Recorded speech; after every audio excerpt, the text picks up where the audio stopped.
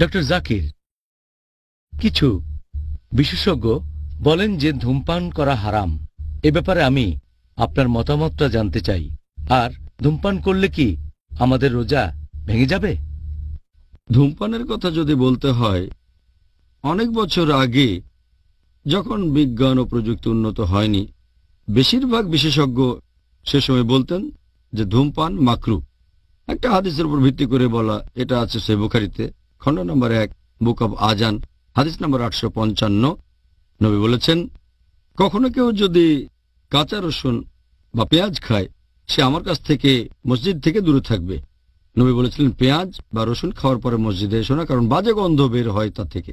আর ধূমপান করলে তো আরো বাজে গন্ধ হয়, পেঁয়াজ রসুনের চেয়ে বেশি গন্ধ। এই হাদিসের উপর ভিত্তি করে, যেহেতু পেঁয়াজ বা রসুন খাওয়া হারাম না, এগুলো মাকরু, এই হাদিসের উপর ভিত্তি করে বিশেষজ্ঞগণ ফতোয়া দিলেন যে ধূমপান করা মাকরু। কিন্তু এখন বিজ্ঞান অনেক উন্নত হয়েছে, আমরা এখন জানতে পেরেছি যে ধূমপান জিনিসটা আসলে এক ধরনের স্লো পয়জনিং।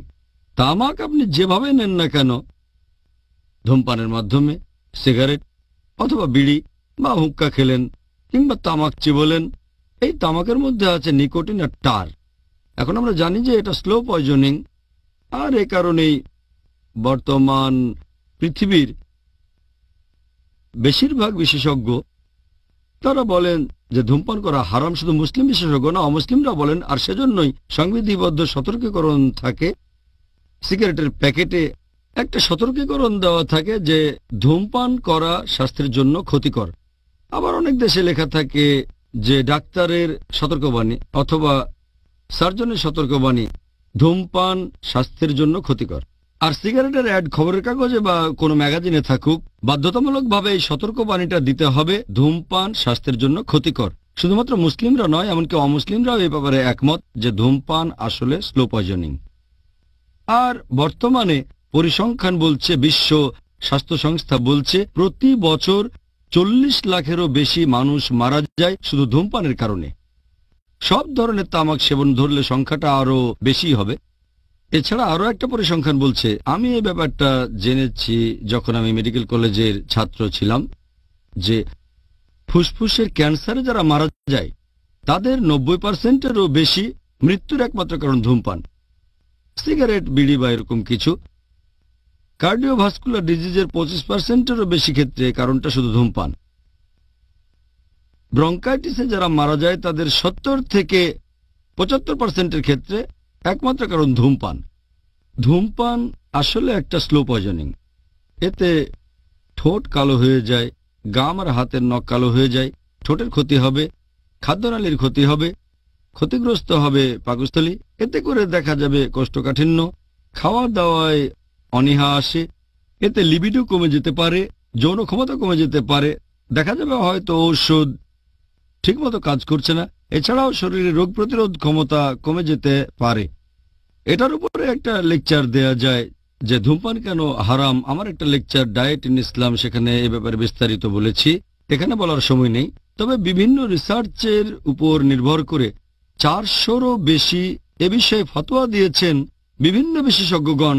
তারা বলেছেন যে ধূমপান করা হারাম, তামাক সেবন করাটাই হারাম। কিছু কিছু দেশে যেমন পাকিস্তান, বাংলাদেশ বা আমাদের ভারতের বিশেষজ্ঞগণ বলেন এটা মাকরু, কিন্তু বেশিরভাগ বিশেষজ্ঞ বলেন, পুরো পৃথিবী জুড়ে বেশিরভাগ বিশেষজ্ঞ বলেন ধূমপান করা হারাম। আল্লাহ কোরআনে বলেছেন সূরা আরফ অধ্যায় নম্বর 7 আয়াত নম্বর 157 যে যারা অনুসরণ করে বার্তাবাহক নিরক্ষর নবীকে, যার উল্লেখ আছে তাওরাত ও ইঞ্জিলে। তারপরে বলা হয়েছে যে এই নবী তাদের সৎ কাজের উপদেশ দেয়, অসৎ কাজে তাদের নিষেধ করে, পবিত্র জিনিস হালাল করে এবং অপবিত্র জিনিসকে হারাম করে, যা তোমাদের জন্য খারাপ তা নিষিদ্ধ করেন। তাহলে নবী যা দিয়েছেন, তিনি যেগুলোকে ভালো বলেছেন সেগুলো আমরা গ্রহণ করব, আর যেগুলো খারাপ সেগুলো থেকে বিরত থাকব। এটাই হচ্ছে আইন। আর আল্লাহ পবিত্র কোরআনে বলেছেন সূরা বাকারা অধ্যায় নম্বর 2 আয়াত নম্বর 195, তোমরা নিজের হাতে নিজেদের ধ্বংসে নিক্ষেপ করো না, তার মানে নিজেকে মেরে ফেলো না। যেহেতু ধূমপান এক ধরনের স্লো পয়জনিং, তাই কাজ অনেকখানি আত্মহত্যা করার মতো। স্লো পয়জনিং, প্রত্যেকটা নিয়ে আপনার ক্ষতি হবে। এর উপর ভিত্তি করে 400-রও বেশি ফতোয়া দেওয়া হয়েছে যে ধূমপান করা হারাম। আর এছাড়াও পবিত্র কোরআন আরো বলছে, আল্লাহ তাআলা বলেছেন পবিত্র কোরআনে সূরা আরাফ অধ্যায় নম্বর 7 আয়াত নম্বর 31, পানাহার করো কিন্তু অপচয় করবে না। পবিত্র কোরআনে সূরা ইসরা অধ্যায় নম্বর 17 আয়াত 26 ও 27, যে তোমরা অপচয় করো না, বাজে খরচ করো না। যারা অপচয় করে তারা তো শয়তানের ভাই, তারা ইবলিসের ভাই। আমরা সবাই জানি ধূমপান করা আসলে অপচয় ছাড়ার কিছুই নয়। ব্যাপারটা অনেকটা এরকম যে টাকার একটা নোট নিয়ে অথবা সবুজ রঙের ডলার বা পাউন্ড নিয়ে তারপর সেটাতে আগুন ধরিয়ে দিলেন। যখন ধূমপান করেন তখন সিগারেটে আগুন ধরান, এটা আসলে টাকা পুড়িয়ে ফেলা, হোক সেটা রুপি বা টাকা বা ডলার বা পাউন্ড অথবা রিয়াল। এটা অপচয় ছাড়া কিছুই না, আর ইসলামে হারাম। আর আমি কারণও দেখাতে পারি কেন এটা হারাম।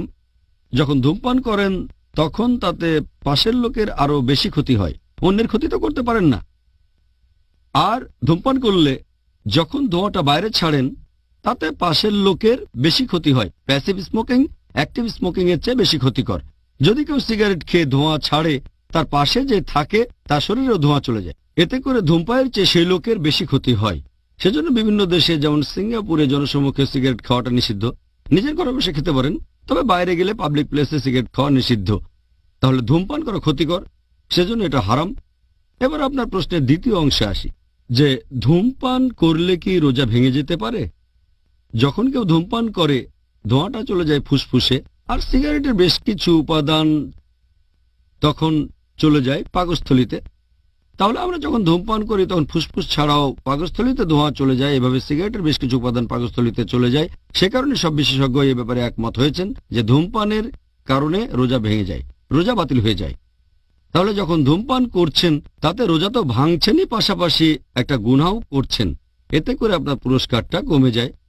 আবার অনেকে আছে যারা চেইন স্মোকার, তারা রোজা থাকার সময় ধূমপান করে না, কিন্তু যখনই রোজাটা ভাঙে ইফতারের পরে শুরু করে সারা রাত ধরে তখন ধূমপান করে। এতে রোজার উদ্দেশ্যটা ব্যাহত হচ্ছে, যেটা হচ্ছে তাকওয়া বৃদ্ধি করা। একজন মানুষ যদি সিগারেট না খেয়ে ভোরবেলা থেকে সন্ধ্যা পর্যন্ত থাকতে পারে, সকাল থেকে সন্ধ্যা পর্যন্ত ধূমপান না করে থাকে, সারা জীবনই সে থাকতে পারবে। ধূমপায়ীদের উদ্দেশ্যে এটাই আমার পরামর্শ, এই রমজান মাসেই আপনারা ধূমপান ত্যাগ করেন। আশা করি বাকি জীবনও ধূমপান ছাড়াই কাটাতে পারবেন ইনশাআল্লাহ। আমিন, ইনশাআল্লাহ।